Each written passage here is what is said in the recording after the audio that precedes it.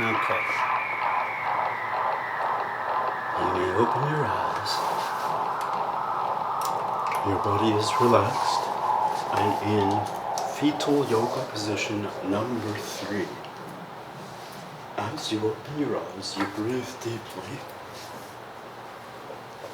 Scooby-Doo. I don't know what else to say. That's clever there. Pardon me. As you know, I never edit, so there's probably about 6 minutes of that jam I probably should have edited out, which wasn't really all that interesting, but I was having fun and I was relaxing, I guess. I tend to be a little bit high-strung lately, so it's hard for me to make these videos, so, you know, bear with me. Give me a week or two to kind of, you know, dip my feet in the pool. You know, I'm like that kid who's scared to go swimming, but like, you know, eventually he's gonna go. But you know, whatever. I gotta sit at the side of the pool and, you know, watch you guys swim and get a little jealous first, and then I'll dump in, you know. So give me like a few days and I'll be like swimming with the sharks. I know my hat game has been maybe a little weaker in the last, you know, month or so because I haven't been in the shop. I'm not able to steam hats or show you hats or show you new models or anything like that. I'm able to basically just give you lectures from my bedroom and stuff like that. I could tell you about sizes and stuff like that. But, you know, I'm also looking for cool ideas. So, okay. First of all, we're going to talk about a couple of things. First, we're going to talk about sizes, and we're going to also talk about, well, something else too. That's actually my son's idea. He's pretty cool. He's like a little collector now. He collects these toys and stuff. He's only 8 years old, and he knows how to use like the internet and find stuff, you know. It's incredible. But yeah, there's a lot of scary stuff on the internet too, which I've seen. So stuff I wish I could unsee and stuff, like for real, you know. Okay. Sizes like this, there's 2 basic size ranges. The first, you know, I'm going to sit down here in front of the camera. Hold on, let me put this little pillow down here. Okay. Alright. With size, there's 2 basic size ranges. There's European sizes, which are centimeters. Those are going to sound like 57, 59, 58, 61, stuff like that. They're generally a size between 55 centimeters and, let's say, 64. 64 would be extremely large, like a XXX, okay? So don't assume that you're a 64 or, you know, American sizes, that's called a size 8. All right, so in European sizes, everything is kind of like a 50-something or a 60-something. It starts at 55 is small, 57 is medium, 59 is large, 61 is XL, and 63 is XX. 64 is considered XXX, a size 8. It's as big as it goes. Okay, let's start it again. Maybe I have a little size thing I can write it out for you guys. Hold on. I've got a pad thing here, maybe.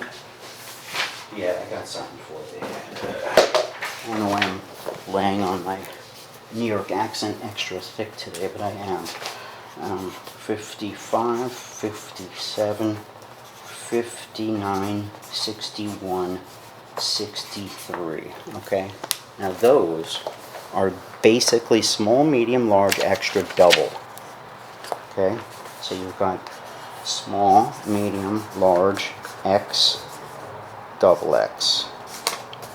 Alright, so if you're small, you're a 55. Alright, I prefer centimeters over American hat sizes because they're just better. They're more exact and stuff, and smaller increments than, most people don't go down to 1/8 of an inch, so these are better. If you can, and more people, just every single hat will have both inside there. You could also know it like this: small, medium, large, extra, double X. 55, just remember 5, 7, 9, 1, and 3, 61.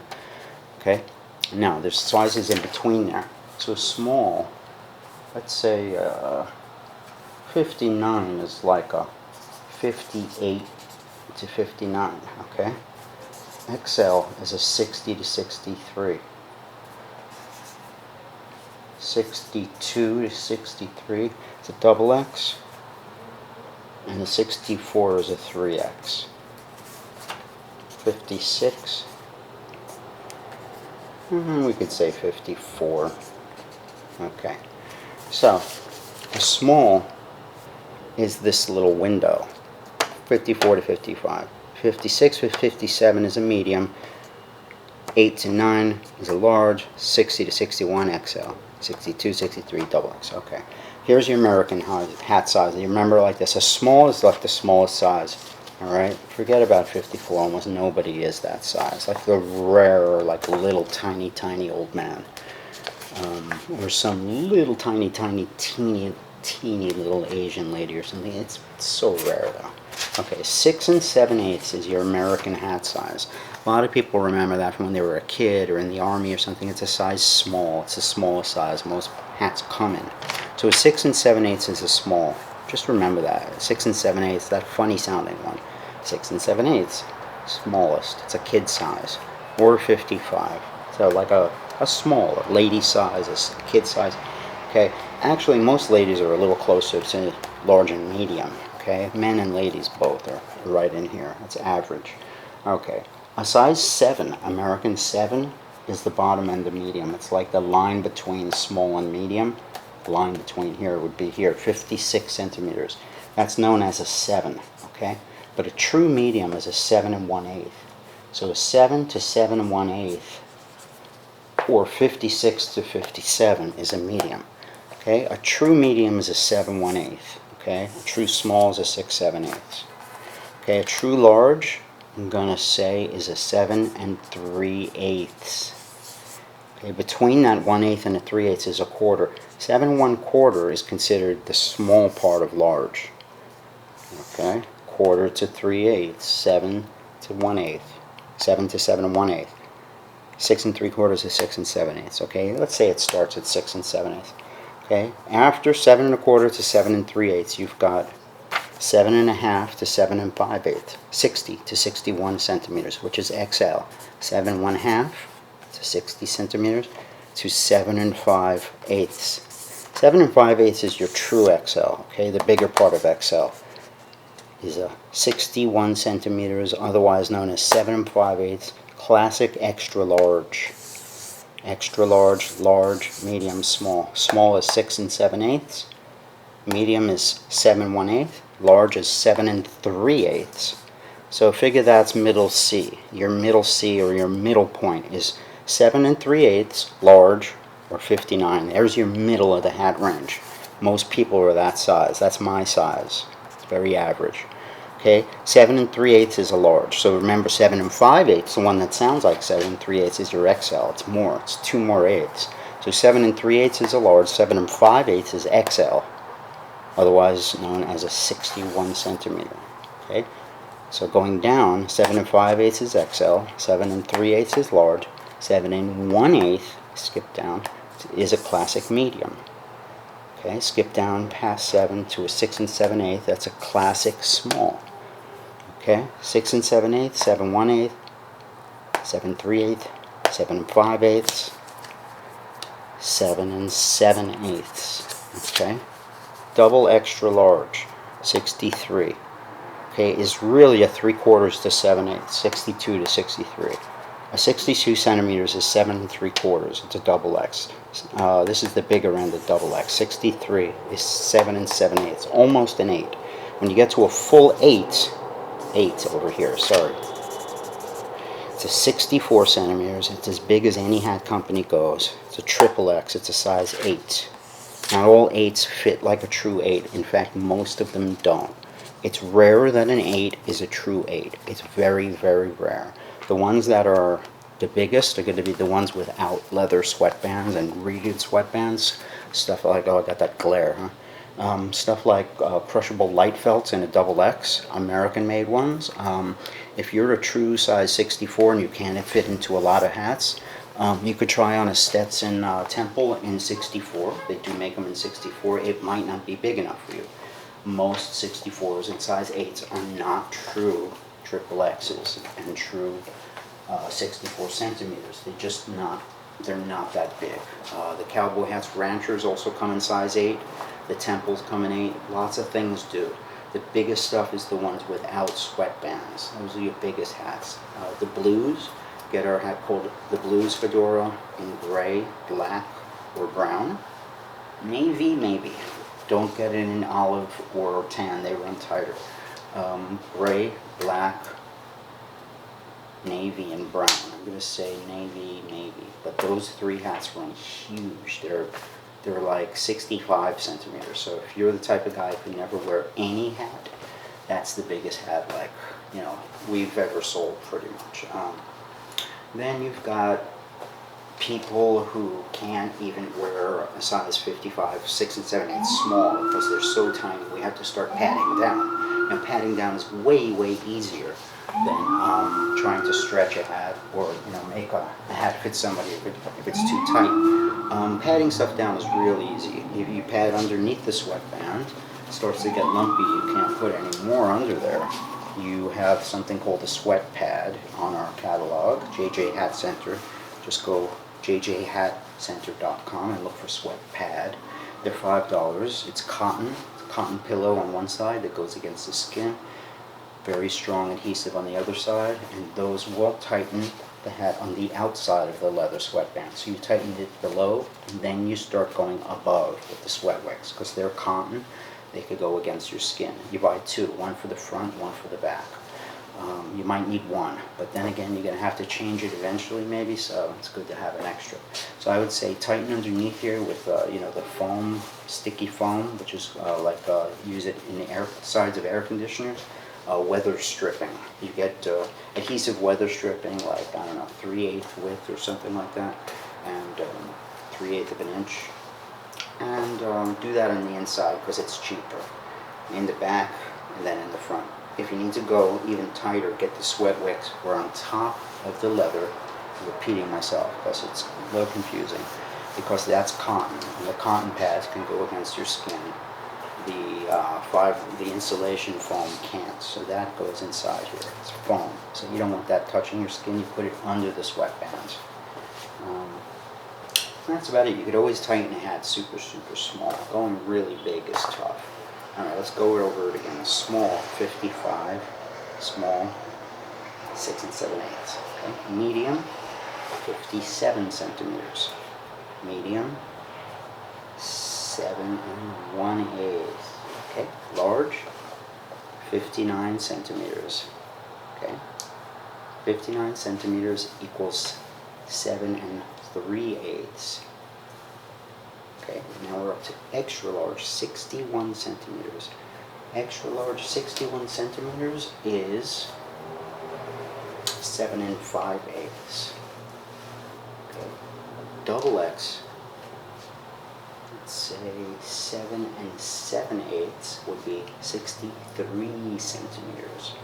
And then a triple X would be a size 8, also known as 64 centimeters. So 55, 57, 59, 61, 63, 64. Small, medium, large, extra, double, triple X. Got that? Okay. Let's talk a little bit about buying vintage hats online and stuff. What's great, what's not, you know, there are certain things that are really like cool that you could find that are sort of sought after and, you know, and not impossible to find, but, you know, there are people looking for them and stuff, and they're just really cool. One of them is this company called Kavanaugh. Kavanaugh had this cool edge. The edge was called the Kavanaugh edge, where instead of being folded over and hemmed like a welted edge, okay, here's your underwelt right there, okay, a welted edge is hemmed over and sewed, or a raw edge, which is just sort of cut with a Brem cutter, just cut, no treatment at all. It's not like that either. And it's not a raw edge with a whip stitching on it either. And it's not the little ribbon trim either, which is called a bound edge. The Kavanaughs had a very special edge. It's called a Cav edge or a Kavanaugh edge. They had a special machine or a special technique, which only they sort of knew how to do. And it's kind of like, you know, they hemmed it over like this, but then somehow they bonded it like just right back into itself, where it just sort of faded back into itself. There was nothing here. Imagine this just blended it back in. It was like that, almost like they bonded it with some kind of heat that was just made it so smooth. It just, there's nothing here to pull up. There's no edge. It just fades back into it. So it's kind of like this really cool, almost like a welted edge, but not really, way smoother looking. It's called a Cav edge. Now, the Kavanaugh edges are not impossible to find. You know, a lot of Kavanaughs have them. Kavanaugh is also a name that was sold. You know, there's many, many modern hats in the 90s and the, you know, 2000s that had that name that, you know, that are not really authentic. You know, like other brands just took the name and kind of used it for a while. But the old school Kavanaughs, like the vintage stuff, you'll find, you know, like from the Kennedy years, the 60s or whatever, you know, or older. They have that edge. Another thing is what they call pre-bankruptcy Borsellino's. Now, Borsellino is a company that shared our space for a very long time. We have a kind of a second floor, a mezzanine, and there's a little office up there where I showed. That used to be Borsellino's. We used to rent them that space, and that's where their showroom was.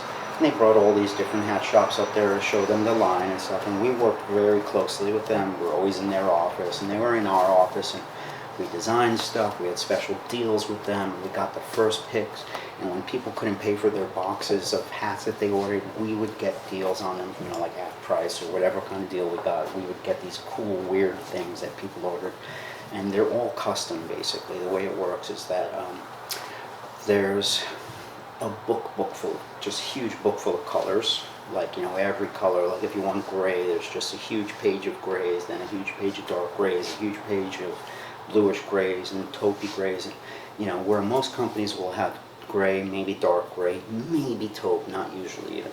These guys, instead of having like 4 to 10 colors, they have something like 120 colors. And then they have the same thing with ribbons. They have like 3 or 4 different widths, 2 classic widths, and the classic Borsellino bow, and they all come in colors too, you know, like really fiery oranges and, you know, seafoam greens, and the felts came in lavender and chartreuse and orange and, you know, any color you could possibly imagine. I ordered a few custom myself, a lavender one, another one which was burgundy, a couple of, I don't know, but you can't really order custom ones, so you can't do that anymore. You can only order like a whole case of them for like the shop, you know. Can't order one piece. Maybe if you're some big shop, maybe they'll do it for him, you know. But a lot of big shops, they wouldn't do it for. So anyway, those guys were like the best of the best, and our entire window was dominated by them. One entire big half of the shop was dominated by their expensive hats, but we'd always convince people to buy them because they were the best. And everybody loved them.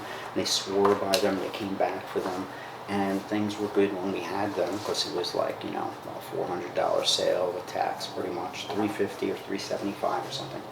And push comes to shove, this and that. They had some new CEO, and they had an embezzling problem, and they went under. The American division first crashed. Then the Roman or the Italian division crashed, and they basically went bankrupt, and they were gone. So you couldn't get them anymore. The next day, the religious hat shops called us and they said, "We'll take everything you have in black." And we sold it to them, and they were like $350 hats or something like that. I don't know what we gave them, 10% off, or maybe we gave them like a regular price or something. They bought them all, and it took us a few years, maybe 4 or 5 years, to get rid of the inventory we had because it was huge, just stacks, tripled up boxes, just dozens and dozens and dozens of Borsalinos. Eventually they went on half price sale, and now they're pretty much gone and stuff. They were the best of the best. There was nothing even close to them. They had many different levels of quality. They had this one level of quality called quality superior, which was the ones like that you could roll up like this and stuff, and you could shape them into different shapes. You could make them into a pork pie if you want, or whatever you want. You could just shape them into any type of crown, and nothing really kills them. This hat is like, I don't know, 22, 23 years old. I never steam it. The thing you know about them is that you can always just put a little stiffener, and the felt is so good. It always keeps a little snap, no matter how soft it is, and it rolled. You could, even though they weren't even marketed as rollable hats, people just did it. And then these guys crawled out of bankruptcy, raised the prices way, way up, and started using other felt. Apparently they couldn't afford to use the same felt anymore because they had to get themselves out of bankruptcy. So the hats started being made differently.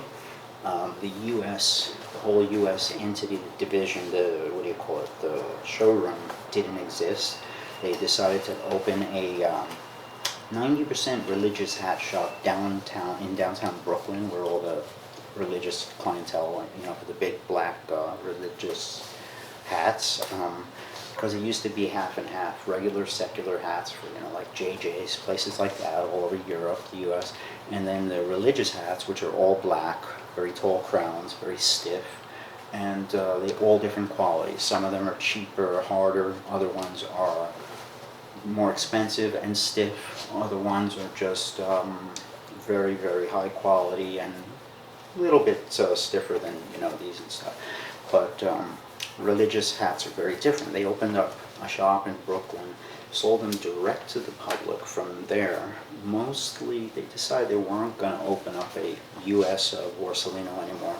They were going to just sell from Europe directly with this cheaper felt, and pretty much anybody can get the line now.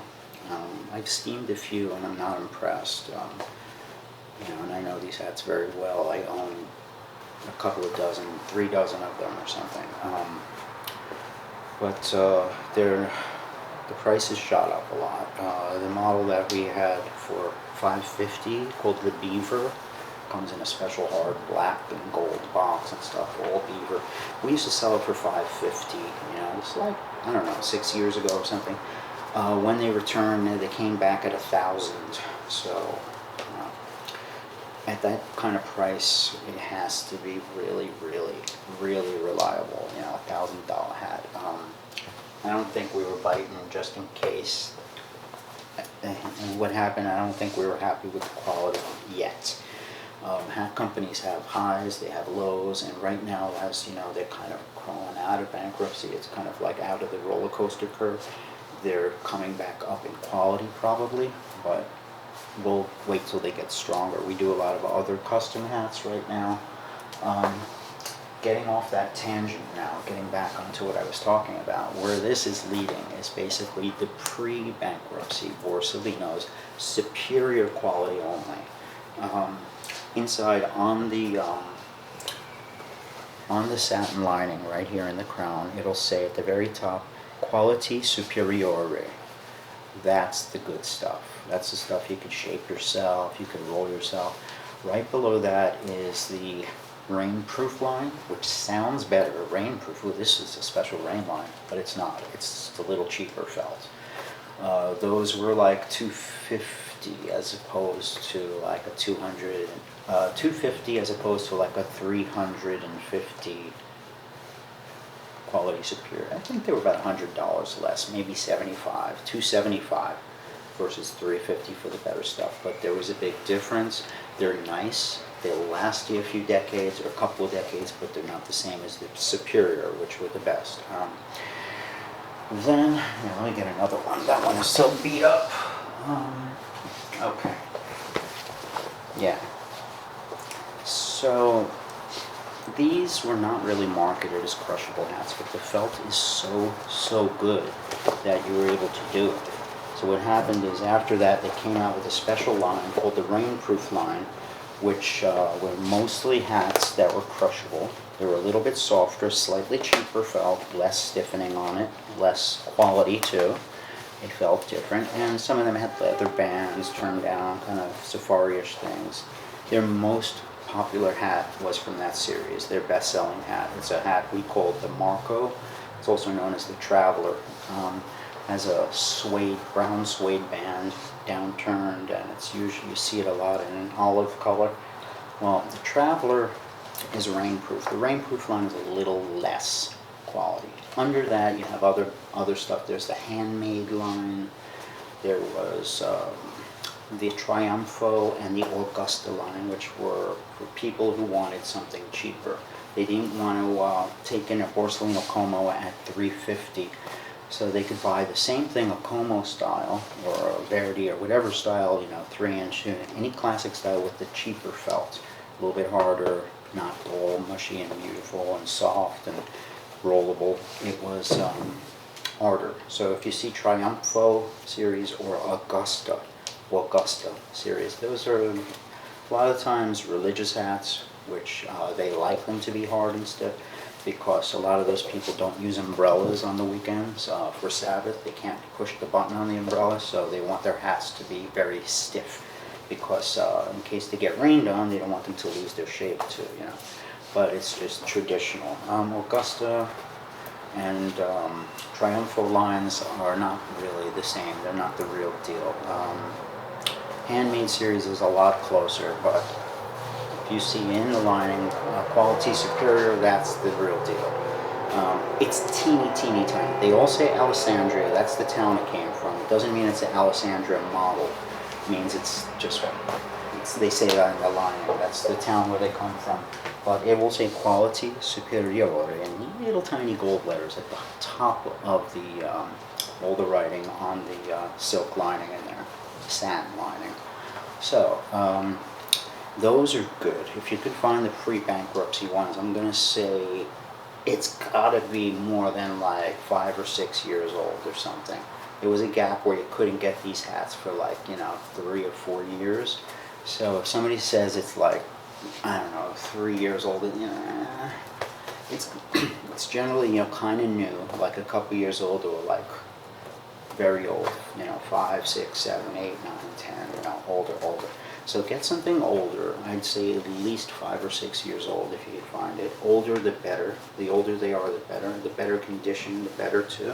But if you find anything that's pre-bankruptcy, they're all good. The stuff from the 20s, 30s, 40s, 50s, 60s are incredible. Even 70s, they have some felts that will just blow your mind. Anything post-bankruptcy, I'm not really impressed. They're expensive. They have the same designs, the same looks, but it's not that magical felt. So if you're going with Etsy or you're going with eBay, look for pre-bankruptcy Borsalino. You could shoot me a picture or something. I'll just send me the link on the comments. I'll tell you if it's legit or where it came from. Generally, they tell you what store it's from. It should say somewhere in the sweatband or in the lining, JJ Hat Center, Henry the Hat, or some guy,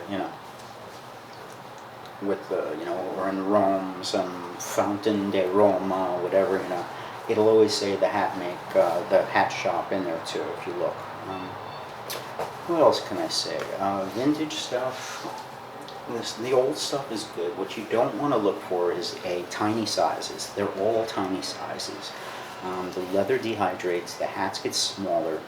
Also, the bigger, better sizes get snatched up by the people who work at these shops, you know, thrift shops and, you know, used clothing and churches and sales and wherever. They get snatched up, so you wind up seeing a lot of 6, 7, 8, 7 online when you're looking for used stuff. So picture those hats are not running big. If you're like, okay, I'm a 7/1/8, oh, that's a 7. I should get it. That 7 is going to be tighter. It's dehydrated for whatever 40 years. It's not going to even fit like a 7. It'll fit like a 6 7/8. If you're 2 sizes off, don't do it. Everybody does that. And they bring in the hat for me for a little stretch. One size is a big deal with a vintage hat. You can't just go stretch a vintage hat. You can't do it. Get your size or go bigger. Bigger is better. If you're 7 3/8, go for 7.5. You want to take a gamble, 7 3/8 is not that bad, as long as, you know, it looks legit, doesn't look shrunken.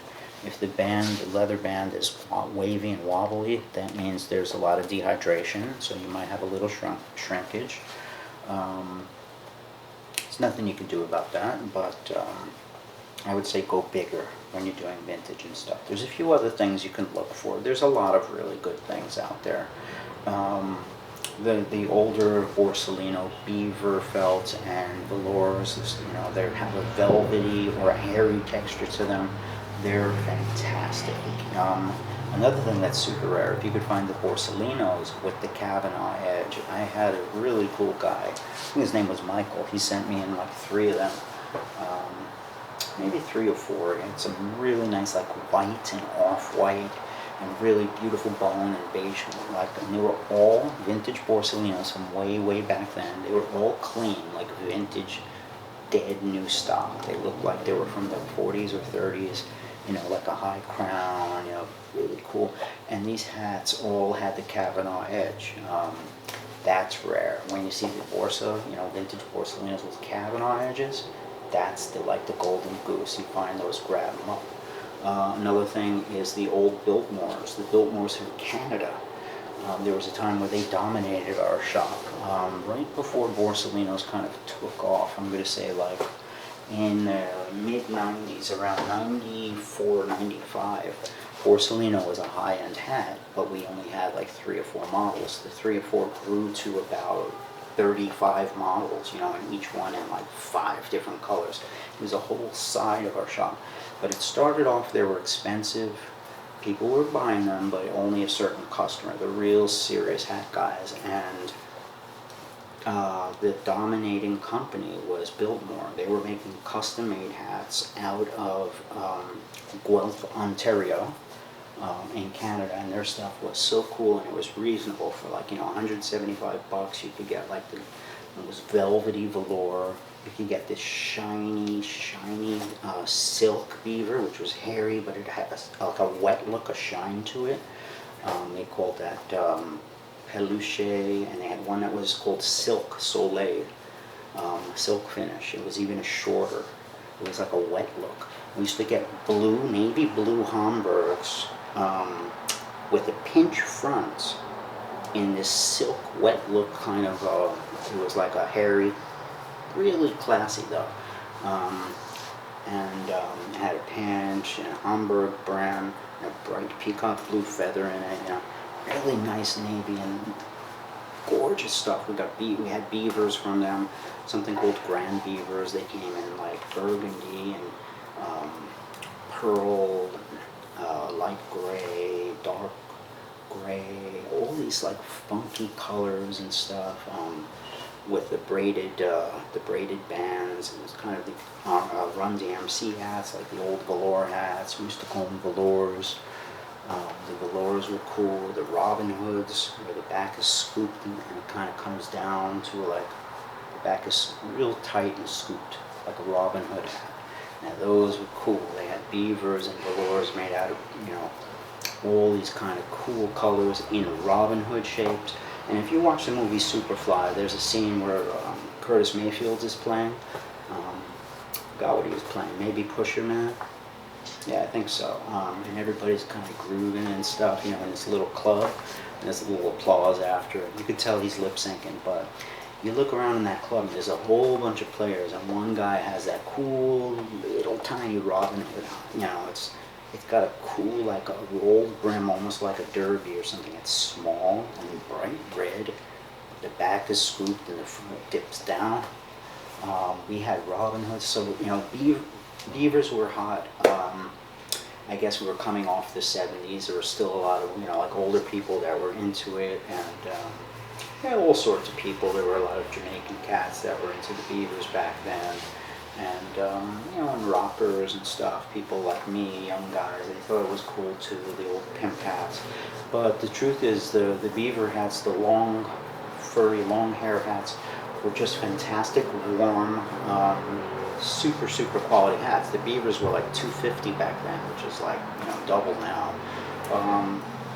And they were hats you could get with just rain and snow just piling up on them. So the old Biltmore stuff is a lot cheaper than Borsalino stuff.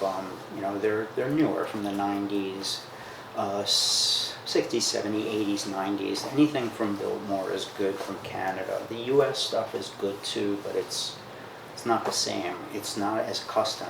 It used to be that we could order anything we wanted, any color, any felt, any texture, any band, any edge, and we would just create the most amazing styles. We had everything, and it was a colorful period. So they had a high period, just like there was a low period for Borsalino, a high period. And different companies have highs, have lows, where they start putting plastic sweatbands in, paper sweatbands. Then they have high periods where everything with like a silk lining and a hand-stitched lining. So it depends where you hit, when you hit a particular company. Sometimes they'll be really fantastic. Other times, what they call Chazarai. Okay. Play you out. I don't know how long this was. I think I'm gonna hop in the shower. It's a beautiful spring day. Everybody's outside in McDonald Park. I had to go mail something today. I went out actually, but I don't know. Everybody's real excited to be out because it's a beautiful spring day, and you can't go 10 feet without being close to somebody. So I was like, yo, I'm going back in. We're not taking a walk here. Too many people out there. People are not, good news, New York's death toll actually went down yesterday. So it's been climbing and climbing and climbing and climbing since, this thing started. Yesterday it actually did not climb. It went down. So if everybody stays inside in this last period and doesn't give up and, start walking around, we're going to beat this thing, and we're going to beat it soon, and we won't be here all summer and stuff. We'll get back to work and start pumping out the hats again, you know what I mean?